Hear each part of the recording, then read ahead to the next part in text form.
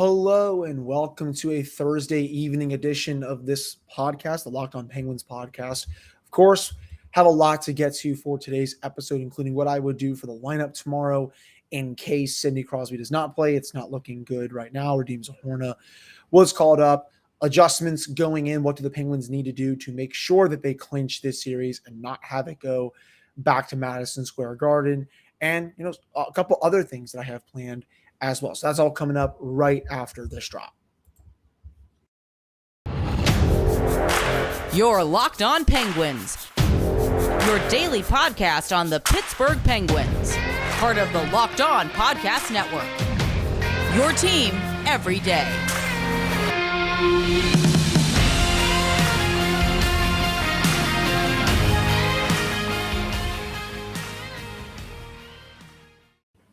Hello and welcome back to another episode of the Locked On Penguins podcast. I am your host, Hunter Hodes. Remember to follow me on Twitter at Hunter Hodes. Follow the show's Twitter at LO_Penguins. So Penguins Rangers Game 6, Friday night, 7 o'clock. I think everyone that listens to this podcast would want to have their weekend start out in a perfect way if the Penguins are able to close up their series against them. Right now it's looking probably a little more pessimistic that Sidney Crosby's not going to play. According to Rob Rossi, who wrote in his piece today, he's being evaluated for a concussion. Radim Zohorna, of course, was called up. It's not looking good, to say the least. We have to see if he comes out for the morning skate. If he is there for the morning skate and he skates, he's probably going to play. If not, and I think that's the more likelier scenario, they're going to have to win an elimination game without Sidney Crosby. They've won playoff games without him before. Most recently was 2017 Game 4 against the Washington Capitals. The Capitals outplayed them that game, but Malkin was great. Actually, they won that game without Kris Letang and Sidney Crosby, which is pretty crazy. I believe that was a 3-2 final. Evgeni Malkin led the way, and the rest of their depth was truly great. And this is going to have to be the Evgeni Malkin and the Kris Letang show. This is a sad play. This is a sad thing I'm going to say, but there is a chance that tomorrow could be the final ever home game in the Big Three era, and Sidney Crosby's not even going to be there to play it. It's such a cruel world. Gino and Tanger can't let them lose that game. I mean, that's just it's the 30th anniversary of Penguins Rangers 1992, Game 6 actually, when the Penguins were down Mario Lemieux, their superstar franchise player, just like the Penguins are probably going to be with Sidney Crosby, and they won the elimination game to go to the Eastern Conference Finals. I know this time it's not the conference finals that the Penguins are going to go to, but sometimes fate works in mysterious ways, and the Penguins have the same opportunity for this game to win a game for their captain after he took a reckless, dirty hit from a player who was kind of just, headhunting from the get-go. That hit from Trouba on Jake Gensel 20 seconds in was one of the penalties that the Rangers took to have that early 5-on-3. This is a player that, I'm not really going to give him the benefit of the doubt with a lot of these situations because he's had a lot of very, borderline hits. Again, it's not like Tom Wilson level or anything like that. But, when you're skating that close to the surface or to the edge, you're not going to get the benefit of the doubt in my mind.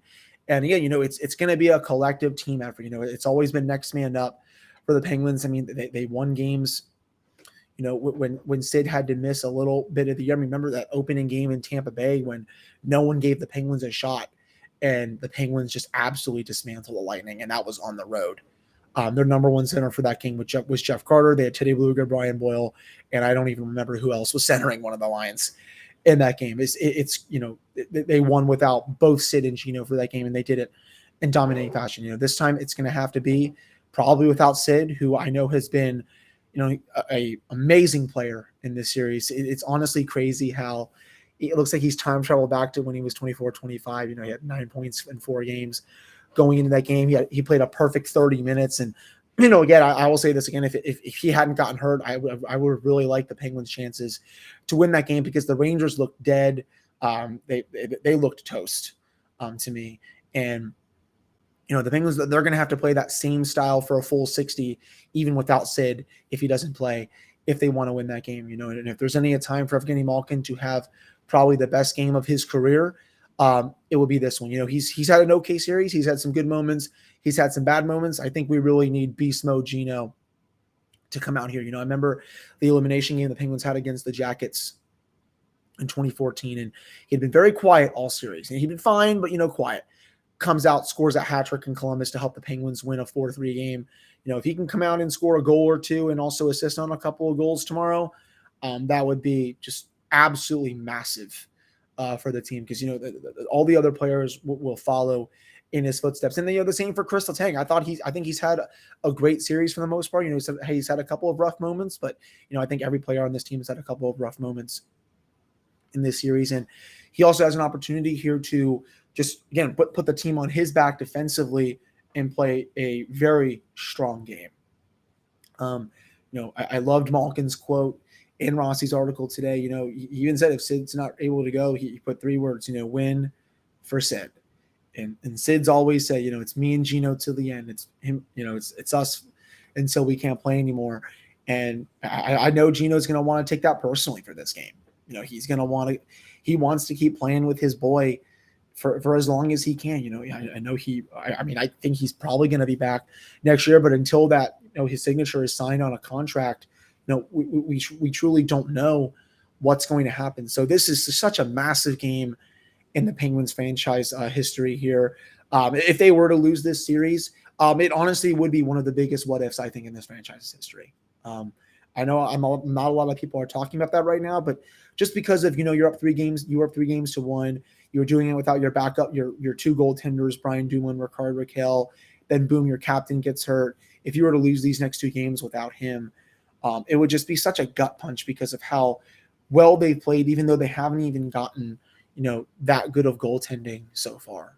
It's just, it would be a total, I don't even want to think about how sad it would be, for not just probably, again, the organization, but, the fans as well. Again, that Gino and Tanger have a chance to do something truly special in this game. This is a peak game where Mike Sullivan is going to have his guys ready to play. This is the type of game where the Penguins win.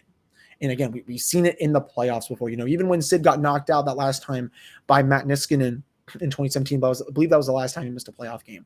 They were down 2-0 in that game, and they rallied to tie it. I know they lost in overtime off of a Kevin Shattenkirk goal, but then they come back the next game. They make it they win 3-2 over Washington, and they're up 3-1, and Sid actually comes back in Game 5. He only missed, and that was a concussion. He only missed just a couple of days with that concussion. Obviously, the Penguins, we're hoping that he doesn't have a concussion, but if he does, and say the Penguins do lose tomorrow, obviously the hope will be that he can go on Sunday. It would be such a terrible break for this team that's had so many awful breaks this year if Sid is not able to play this game or on Sunday if it does reach that game. So I just wanted to spend this segment talking about the special opportunity that there is for the Penguins and why everyone needs to step up and win it for their captain, who has been a man on a mission in this series. He's been tired of losing these last 3 years. He's put the team on his back. I saw this stat earlier in the day here. I think this will. I'm trying to find this on my social media. I don't know why it's taking so long to. I'm telling you, I just saw it. From Jackie Raymond. 5v5 this series. Sidney Crosby, he's been on the ice for 58 scoring chances for, 18 scoring chances against, 39 slot shots for, 10 slot shots against. I mean, before he went down last night, his line was at 80% expected goals. I mean, they probably had another goal in them at that point. It's just, it absolutely stinks that this has happened in this series, because even if they had lost yesterday and Sid was able to return to the game, I would have felt a lot more comfortable going back to Pittsburgh, because I know they would have Sid, and I think that would be enough, at least for me. So we'll see. I'm definitely a little more pessimistic right now, but again, this is a game where this is a classic Mike Sullivan game, and I would love if the Penguins were to eliminate them and buy their captain more time to come back and give them some rest. Because right now, Carolina, Boston, it's 2-0 Boston going into the third period. It looks like there's going to be a Game 7.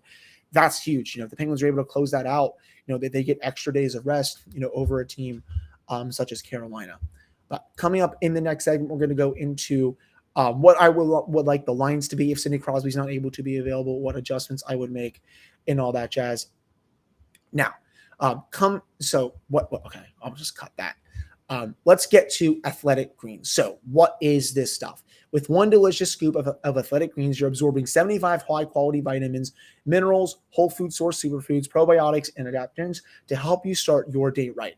This special blend of ingredients supports your gut health, your nervous system, your immune system, your energy, recovery, focus, all of that jazz. My girlfriend and I, we started taking it, just about a few weeks ago. We usually take it in the morning just because, we wanted to have better gut health, wanted more energy for our days. Sometimes we wake up very tired because we don't get enough sleep. This is very lifestyle friendly, whether you eat keto, vegan, dairy-free, any of that stuff. It also supports better sleep quality and recovery, supports mental clarity and alertness. It's the one thing with the best things. Athletic Greens uses the best of the best products based on the latest science with constant product irritations and third-party testing. It costs you less than $3 a day. You're investing in your health, and it's cheaper than your cold brew habit. It's also cheaper than getting all the different supplements yourself. Right now, it's time to reclaim your health and arm your immune system with convenient daily nutrition. It's just one scoop in a cup of water every single day, and that's it. To make it easy, Athletic Greens is going to give you a free 1-year supply of immune-supporting vitamin D and 5 free travel packs with your first purchase. All you have to do is visit athleticgreens.com/NHL network. Again, that is athleticgreens.com/NHL network to take ownership over your health and pick up the ultimate daily nutritional insurance. All right, we're back here on this episode of the Locked On Penguins podcast. I am your host, Hunter Hodes. If you want to follow me on Twitter, Hunter Hodes. Follow this show's Twitter at LO_Penguins. Excuse me. So let's get to some of the lines that I would like to see if Sid is not able to go. So what I would do, obviously, for the top line, Jake Guentzel, Evgeni Malkin, Brian Rust. Mike Sullivan made a very rare blunder in Game 5. When Sid did what left to the locker room, it was still 2-0 at the time. I believe there was less than 6 minutes left in the period. You just got to get to the end of that period, right? That's all the Penguins needed to do. They could reset at intermission, get back to playing that good style. You would have had a two-goal cushion, for that last 20 minutes. And I think the Penguins definitely could have won that game if Mike Sullivan made the right call. But he put Jeff Carter up there for a couple of shifts with Guentzel and Rust, and that's not going to work. The bad stuff happened when they got pinned in their own zone for 45 to 50 seconds. And, Adam Fox, great shot, great player. Maybe Tristan Jarry stops that, maybe he doesn't, but that's when it really went to crap for the Penguins. And then, the 2-2 goal, that happens with Alexei Lafreniere, they're reeling. Then the 3-2 goal, who's out there again? Jeff Carter. He gets walked by Jacob Trouba of all people. Louis Domingue lets in a howler. That can't go in. And then Sullivan decides to put Evgeni Malkin back up on the top line. And guess what happens? They get the tying goal 12 seconds later. Jake Guentzel gets it. I know they lost in the third period, but, had Evgeni Malkin been out there for that, first shift when Adam Fox got that goal, who knows? Maybe that shot doesn't go in because he's, at this point, he's not more of a defensive liability than Jeff Carter is. That's for sure. I mean, when Carter is not putting the puck in the back of the net, he's kind of useless out there. And, the Penguins, they learned that the hard way last night. Again, if Mike Sullivan makes the right call there, who knows what the score is going into the third period? Who knows if the Penguins win that game? It was a very rare blunder for him. He's not going to make that same mistake again. Guentzel, Malkin, Rust, load up the two best wingers with your best center. For the second line, I would give those minutes to Teddy Bluger. I don't think Jeff Carter deserves second line minutes. I think he will get ate alive by either the Panarin line or the Zibanejad line. The Zibanejad line has been getting worked at 5v5 by the Crosby line. Now it's going to have a little bit of a better matchup. At least Teddy Bluger is a good defensive center where he can take away chances in the defensive zone. You can surround him with wingers. Maybe you want to put Rickard Rakell there if he's ready to go. He's been skating with the team. I would assume he'll be at the morning skate tomorrow. Maybe you want to put Jason Zucker with him there. You want to go Zucker, Bluger, Rakell. I think that's fine if you ask me. And then you can put Jeff Carter down in the third line. Maybe Danton Heinen is with him. Or, you could also have Danton Heinen on the second line with maybe Teddy Bluger or and Rickard Rakell. And then, move Jason Zucker down to the third line. Evan Rodriguez, you can also have him flank on the third or second line. I would personally have Rodriguez on the third line. And then your fourth line, you can have, Brian Boyle, probably Drew O'Connor and, potentially, Redeems Orna, might have to get in here at some point. But I also do like Big C. I think he's a really good player. If Sid were healthy going into that game and Raquel was ready to go, I was going to potentially scratch Boyle just because I don't really think he's been that good. He also made an error that I don't think enough people are talking about when it comes to the Rangers game-winning goal from Philip Hedl. The Penguins are about to kill that penalty off. I believe there's less than 35 seconds left in it. And Boyle taking the puck in, he has the puck, so killing time, but he's deciding to skate into the Rangers zone, and then he trips and falls, and the Rangers go back the other way. They get the lucky bounce. Domingue gives up that power. If he just dumps that puck around, that goal does not happen. The Penguins probably escape that power play. It's 5v5 for the rest of the period, and who knows if they can get a bounce there, because I thought they were playing, even after that goal was scored, they ended up getting some decent chances. It was just such a backbreaker because it was a mistake that, he carried the puck into the zone like that 1-on-2, 1-on-3. I don't really think Boyle has had that good of a series. If you ask me, he did set up, I think, the Rodriguez goal in game 3, but outside of that, I don't really think I've noticed him. So, in a perfect world, I would be scratching him for tomorrow, but I don't think that's going to work. So again, for the lines right now, Guentzel, Malkin, Rust for sure.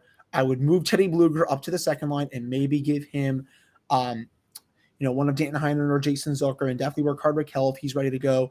Third line, I would give those minutes to Jeff Carter.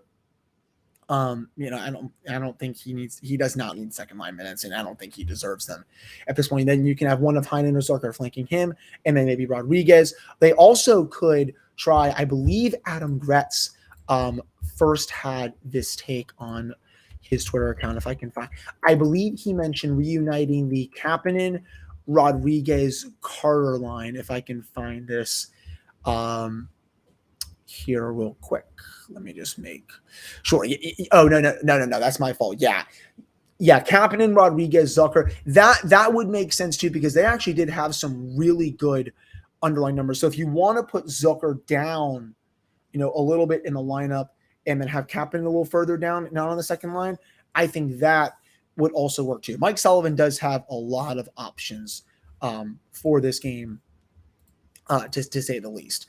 Again, I would not put Carter in that second line spot. It makes no sense to do it. Again, there's still a lot of depth here, even if Sidney Crosby is not able to go. I think the Penguins can still win this game. It all comes down to, can they forecheck like usual? Can the underlying numbers, can they get the same amount of expected goals? Maybe not. Can the goaltending actually hold up? Is Tristan Jarry potentially going to be ready? That is a big question. Remember, he took part in the morning skate the other day, faced some shots for the first time. Is he going to face more shots and is maybe labeled a game time decision? Who knows? It's probably more likely that Louis Domingue goes at this point. But again, I also, heard from a couple people that they were hoping that Tristan would be able to go in this game. And this would be a great environment to get him back in game action. It's an elimination game. It's at home. I know there's some playoff demons at PPG Paints Arena, but this is going to be a raucous crowd in Pittsburgh. It would be a perfect time to put him in there. And again, for those people that think that Tristan should not go in if he's in the case, what's the word I'm looking for? Again, there were people that said that Tristan shouldn't go in just because Louis was playing well. Yet, in terms of goals saved above expecting to save percentage, he's one of the worst goaltenders in the playoffs. He's done his job. He's been a good story. But if Tristan's healthy and ready to go for tomorrow, I know who I'm starting. That's for sure. But still a little more to get to for this episode of the Locked On Penguins podcast. Coming up in our final segment, I'm just going to touch on I think the atmosphere going into this game, and just a little bit more as well. But before we get to that, our partners at BetOnline continue to be the number one source for all of your betting needs and sports info. You can find all the latest odds, news, and sports developments, including this year's basketball playoffs, Major League Baseball scores, fights, and even next season's NFL futures.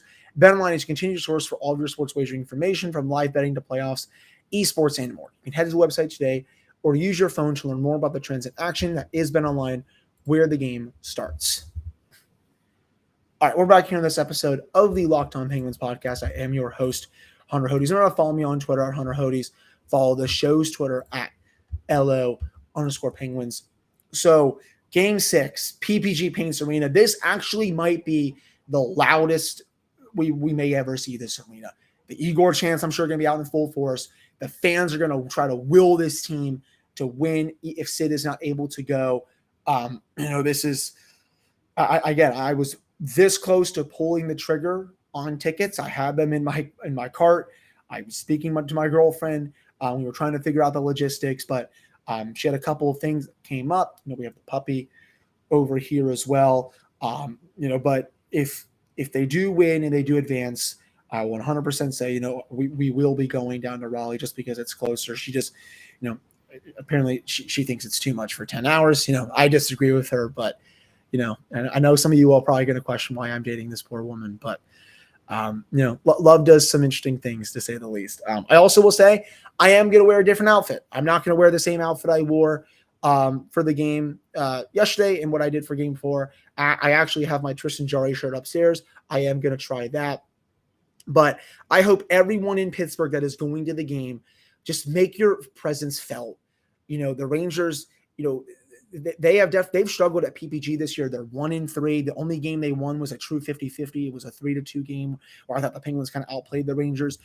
Pittsburgh, they have to, bring their best effort here. The vibes will be really bad if the Rangers send this back to Madison Square Garden. I know the vibes were probably even worse when it was 3-3 in 2017 when the Penguins just lost 2 in a row to the Capitals in the same situation. The Penguins were really close to beating the Capitals in game 5. They win that game. They blow Pittsburgh out in game 6. And then in game 7, everyone's like, oh, this is a time for the Capitals are going to win. And then the Penguins go up there and blank them 2-0. The vibes, they'll be worse than that because, it's unlikely that Sid, I think, will be even playing in that game. But, it's all the more reason to close this out. And I hope the entire fan base that is going, just make it like Mellon Arena level loud. That's all I really ask for. And I just make it as deafening as possible.